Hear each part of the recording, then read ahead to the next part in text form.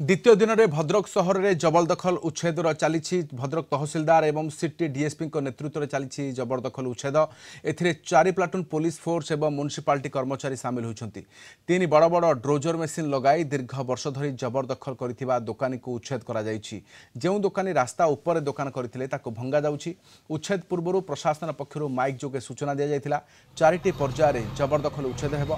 गतकाली भद्रक सहर अपरती बिंधा छक एवं कचेरी उच्छेद होता।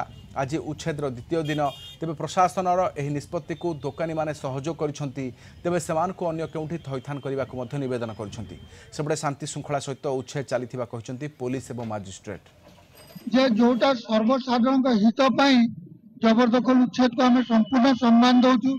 जोटी आवश्यक नहीं सरकार रो कोनोसी प्रोजेक्ट नहीं आउ जानवाहन कौन प्रोब्लेम हो ना से भाया जगह को उच्छेद करंतु नहीं। भांगिले आउ किसी कथा नहीं जो ने भांगिले ठीक अच्छे आगे चाहूँ भंगा हो स्वागत जो पदक्षेप सरकार किंतु आम मैंने जो अस्थायी बर्तमान आमको स्थायी किम अप्रतिबिंदारू टाउन हल पर्यंत उच्छेद प्रक्रिया चलता।